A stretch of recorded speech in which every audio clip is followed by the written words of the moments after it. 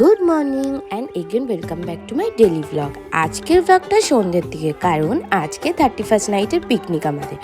আর পিকনিকের জন্য আমরা সারাটা বছর ধরে খুব এক্সাইটেড থাকি। আর এখানে ওরা বাজার করে নিয়ে এসছে, আর আমরা এখানে কাটাকাটির কাজ শুরু করে দিয়েছি। আর আমাদের এক্সাইটমেন্ট দেখে বুঝতেই পারছো যে আমরা কতটা এক্সাইটেড।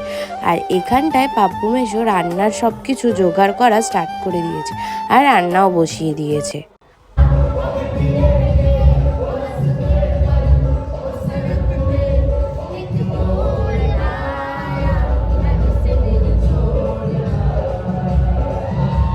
এতটা এক্সাইটেড ছিলাম যে ভিডিও করতেই ভুলে গেছি। সাজতে সাজতে মনে পড়েছে আমি তো ভ্লগও করছিলাম, তাই আমরা সবাই রেডি হয়ে এখানে চলে এসেছি। আর এখানে দেখি মাংসর মশলা কষানোও শুরু হয়ে গেছে।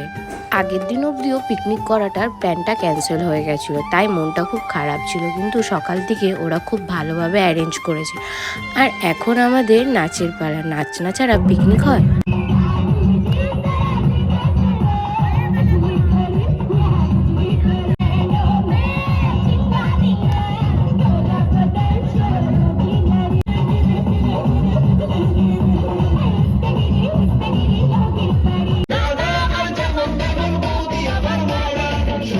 শাশুড়িকে করে না সম্মান, মানব শাশুড়দের বলকে দে না মান। অনেক তো নাচ এনজয় করলে, এবার একটু বাজি ফাটানো দেখো। আর আমার ভাই আর ওদের গ্রুপ বাজি নিয়ে পুরো রেডি, কখন 12টা বাজবে আর ওরা সবাই মিলে বাজি ফাটাবে। প্রত্যেক বছর বাজি ফাটানোটা দেখতে অনেকেই আসে, সবাই আলাদা আলাদা জায়গায় পিকনিক করে, কিন্তু 12টা বাজার আগে সবাই বুঝে যায়, মাঠে চলে আসে বাজি ফাটানো দেখ। এইবারে পিকনিকটা আমার জন্য অনেকটাই বেস্ট, কারণ এই বছর সাথে আমার পাপা ছিল।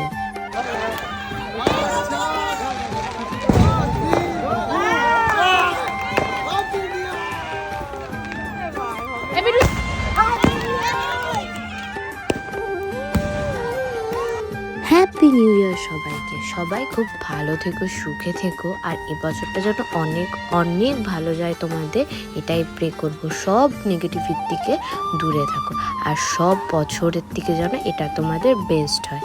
আজকের ভিডিওটা এইটুকু, ভালো লাগলে সাবস্ক্রাইব করতে পারো না। আজকের জন্য বাই।